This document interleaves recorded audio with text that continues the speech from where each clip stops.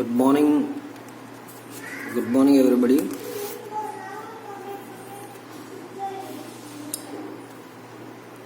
We have already discussed about chapter number first and second. Now we just go for the third chapter, which is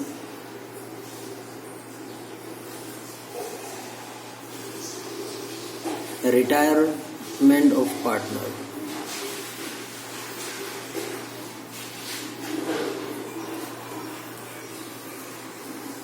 Retirement of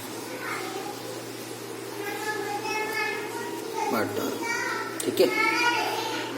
What is the basic difference between second chapter and third chapter? देखिए, second chapter और third chapter दोनों में जो main चीज है वो है आपका सेकेंड चैप्टर के अंदर कोई नया पार्टनर इन्वॉल्व होता है. ठीक है ना.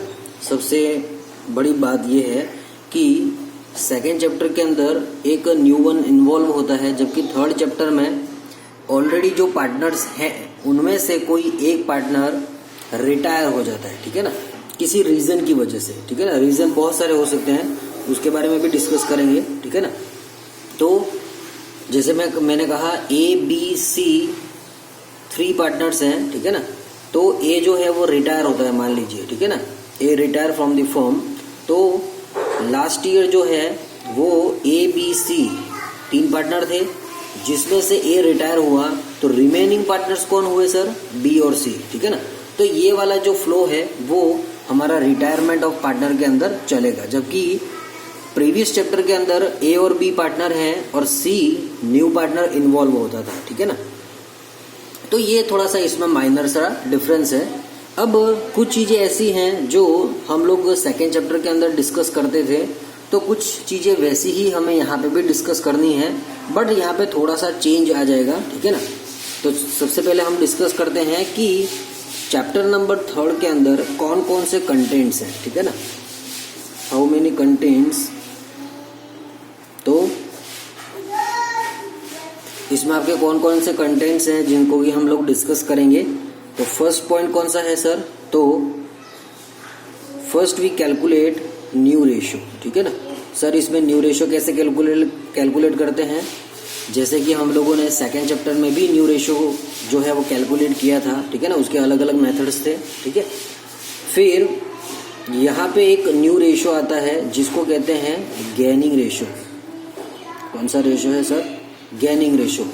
जिस तरीके से एडमिशन ऑफ पार्टनर के अंदर सैक्रिफाइसिंग रेशियो का इंपॉर्टेंस होता है, उसी तरीके से as per the third chapter gaining ratio is the most important thing. ठीक है. थर्ड पॉइंट आपका है जिसमें ट्रीटमेंट ऑफ गुडविल. ठीक है ना. Treatment of goodwill. जिस तरीके से एडमिशन ऑफ पार्टनर में ट्रीटमेंट ऑफ गुडविल होता था, उसी तरीके से रिटायरमेंट ऑफ पार्टनर के अंदर भी ट्रीटमेंट ऑफ गुडविल होगा कि सर गुडविल का इवैल्यूएशन कैसे करते हैं और उसका ट्रीटमेंट कैसे होगा. ठीक है ना. देन सर यहाँ पर नेक्स्ट रीवैल्यूएशन अकाउंट भी बनेगा इसके अंदर. ठीक है ना. Revaluation account, partners capital account and then balance sheet. ठीक है ना. ये सारी चीजें भी हमें इसमें प्रिपेयर करनी है. ठीक है ना. पर इस चीज का जो इम्पोर्टेंस है वो सेकेंड चैप्टर के लिहाज से, मतलब सेकेंड चैप्टर में और इसमें अगर हम कंपेयर करें तो यहाँ पे जो आप रीवैल्यूएशन, पार्टनर्स कैपिटल अकाउंट और बैलेंस शीट बनाओगे तो उसका इम्पोर्टेंस उतना नहीं है जितना कि सेकेंड चैप्टर में है. ठीक है ना. चलिए उसका भी मैं रीजन बताऊंगा ऐसा क्यों है. ठीक है. चलिए फिर इसमें आपको लोन अकाउंट बनाना पड़ता है. लोन अकाउंट का मतलब जो रिटायरिंग पार्टनर होता है, ठीक है ना, उसका लोन अकाउंट प्रिपेयर किया जाता है. वो होता क्या है वो भी डिटेल में बताऊंगा. ठीक है ना. फिर एक अकाउंट होता है जिसको कहते हैं, जिस तरीके से लोन अकाउंट होता है वैसे ही एक एन्युटी सस्पेंस अकाउंट करके होता है. Annuity suspense account. ठीक है ना. एन्युटी सस्पेंस अकाउंट भी हमें प्रिपेयर करना पड़ता है. डन. फिर 7 point share in profit, share in profit, ठीक है ना। जो भी रिटायरिंग पार्टनर होगा उसका प्रॉफिट में शेयर कितना है, ठीक है ना। तो जो आपका रिटायरिंग पार्टनर है उसका फर्म के प्रॉफिट में कितना शेयर है होगा, ठीक है ना, उसके लिए भी यहाँ पे आपको इवैल्यूएशन करना पड़ता है, ठीक है। फिर रिप्रेजेंटेटिव अकाउंट, रिप्रेजेंटेटिव अकाउंट ये कैसे बनाते हैं, रिप्रेजेंटेटिव अकाउंट होता क्या है, ठीक है ना। रिप्रेजेंटेटिव का मतलब होता है किसी को रिप्रेजेंट करने वाला, ठीक है ना। तो उसका अकाउंट कैसे प्रिपेयर करते हैं और उसके अंदर कौन कौन सी चीज़ों को मेंशन किया जाता है वो सारी चीज़ें भी डिस्कस करेंगे, ठीक है ना। पहले आप कंटेंट देख लीजिए कौन कौन सी चीज़ें हमें इस चैप्टर के अंदर डिस्कस करनी है। डन। तो representation account, then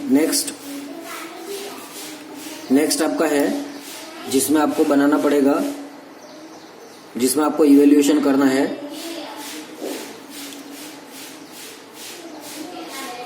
retiring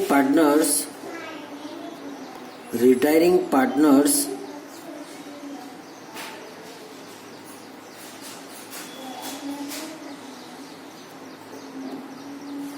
full payment, retiring partners full payment according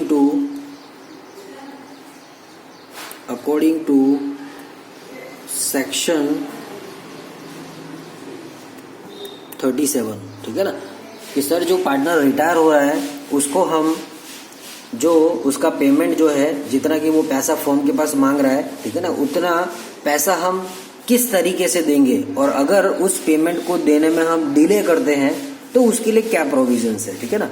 तो वो भी आपका section 37 as per the partnership act जो है 1932 उसमें एक सेक्शन है 37 जो ये बताता है कि रिटायरिंग पार्टनर को आप कैसे पेमेंट करोगे, ठीक है ना। अगर आप डिले करते हो किसी रीजन की वजह से या अपनी गलती की वजह से, ठीक है ना, तो उसके लिए प्रोविजंस है।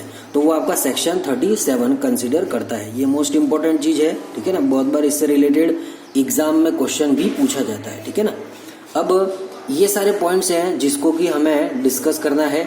इसमें एक दो पॉइंट और भी हैं जिनको हमें पढ़ना है, बट ये जो कंटेंट है, ठीक है ना, ये मोस्ट इंपॉर्टेंट है और एग्जाम में इनसे रिलेटेड ही क्वेश्चन बन के आता है, ठीक है ना। चलिए अब जो फर्स्ट आपका है न्यू रेशो, ठीक है ना, उसको कैसे इवैल्यूएट करते हैं उसमें देखिए फर्स्ट एग्जाम्पल, फर्स्ट पॉइंट आपका है न्यू रेशो, ठीक है ना, न्यू रेशो, ठीक है। आपका फर्स्ट कंटेंट है न्यू रेशो। डन। तो देखिए न्यू रेशो के अंदर लेट्स सी एन एग्जाम्पल, जैसे मैंने कहा A B and C are partner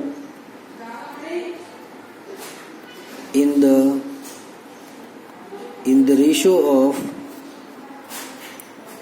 5:3:2. Got it?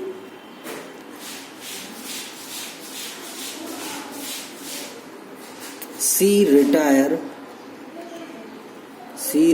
from the firm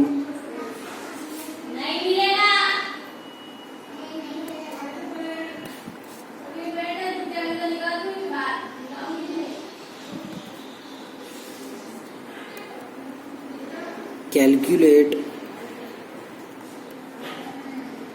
new ratio, ठीक है ना। ये बहुत ही सिंपल क्वेश्चन है, ठीक है ना। तो और लगभग आपके सामने जो क्वेश्चन पुटअप होगा वो ये सिंपल तरीके का ही क्वेश्चन होगा, ठीक है ना। जैसे कि सेकेंड चैप्टर के अंदर जो अलग अलग मेथड्स होते थे, ठीक है ना, उस तरीके से यहाँ पे बहुत सारे मेथड्स अप्लाई करने की जरूरत नहीं है, ठीक है ना। यहाँ पे सिंपल से ही क्वेश्चन है जिसमें एक या दो टाइप के ही क्वेश्चन पूछे जाते हैं, ठीक है ना। चलिए तो ए बी सी पार्टनर है जिनका रेशियो 5:3:2 है। सी रिटायर हुआ, ठीक है ना।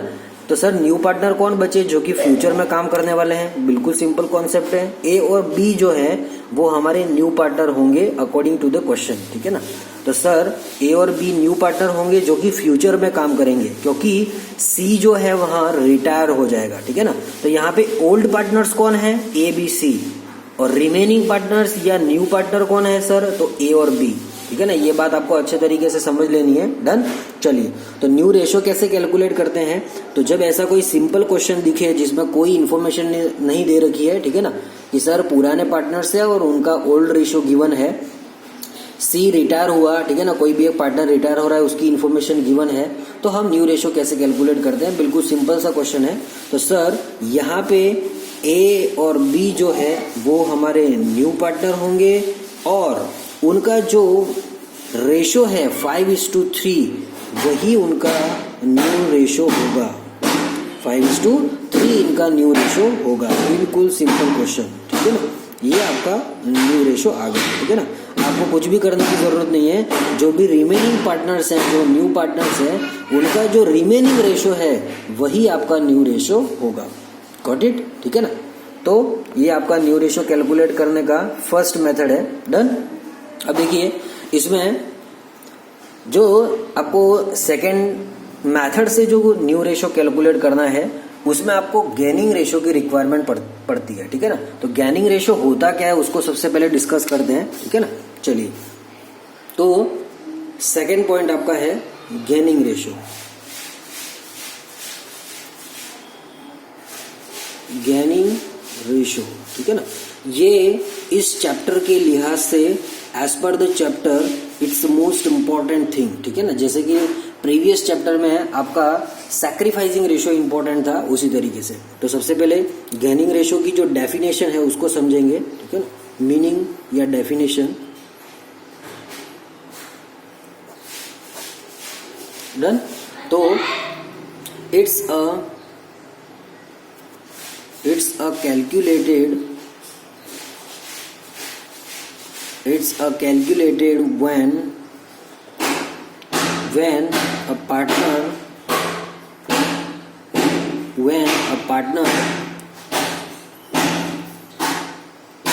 retired or die, या तो रिटायर हुआ या मर जाए, ठीक है ना, दोनों में से कोई भी कंडीशन हो सकती है। when a partner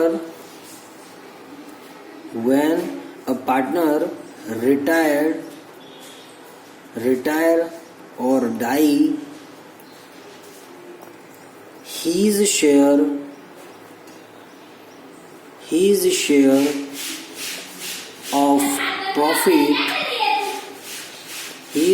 of profit taken over by the remaining partners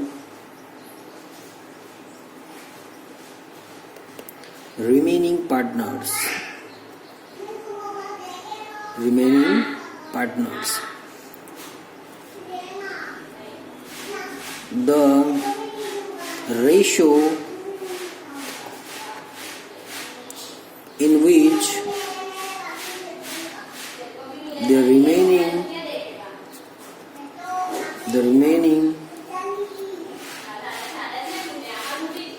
the remaining partners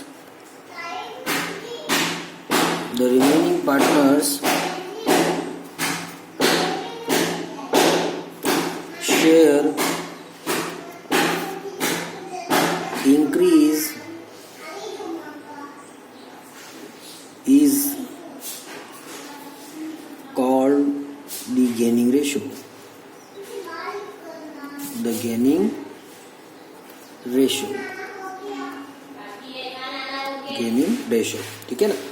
अब गेनिंग रेशो का एक फॉर्मूला है, ठीक है ना, जिस तरीके से सैक्रिफाइसिंग रेशो का फॉर्मूला होता था, ठीक है ना, इसको मैं थोड़ा सा डिटेल में और भी समझा देता हूं आपको।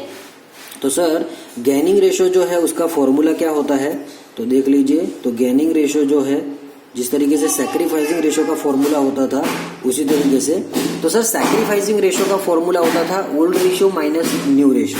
ठीक है, तो सर यहाँ पे उसका रिवर्स कर देना है। ओल्ड माइनस न्यू होता था, तो यहाँ पे क्या होगा सर, न्यू माइनस ओल्ड। बिल्कुल उल्टा प्रोसेस है। ठीक है ना, सैक्रिफाइसिंग रेशो का फॉर्मूला जो है उसको उल्टा कर देना है, रिवर्स कर देना है। ठीक है ना, तो वहां पे जो ओल्ड माइनस न्यू होता था तो यहाँ पे न्यू माइनस ओल्ड हो जाएगा। ज्यादा कोई प्रॉब्लमेटिक नहीं है, बिल्कुल सिंपल कॉन्सेप्ट है। ठीक है ना, अब इसको थोड़ा सा समझिए। It's a calculated when a partner retire or die.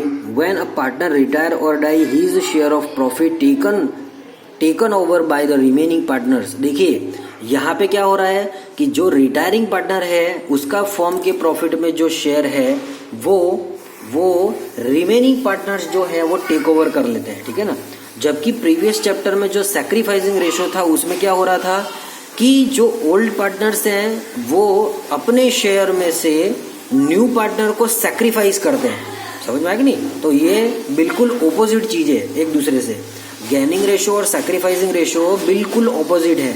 यहाँ पे रिटायरिंग पार्टनर का शेयर ये टेक ओवर करते हैं, उस प्रॉफिट में से उनको मिलता है, जबकि सैक्रिफाइसिंग में ओल्ड पार्टनर्स जो हैं उनको सैक्रिफाइस करना पड़ता है, उनके प्रॉफिट में से उसको देना पड़ता है, ठीक है ना।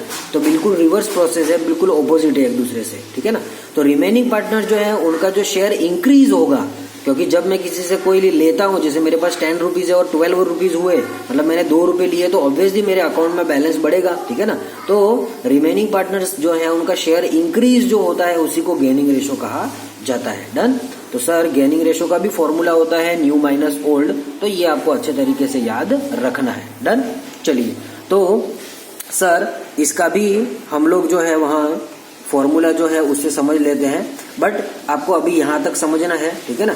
नेक्स्ट वीडियो के अंदर हम लोग जो 1 या 2 टाइप के और न्यू रेशो कैलकुलेट कैसे करते हैं on the basis of gaining ratio, और गेनिंग रेशो कैसे कैलकुलेट करते हैं on the basis of new ratio और ओल्ड रेशो, ठीक है ना। तो इसको हम लोग डिस्कस करेंगे, ठीक है ना।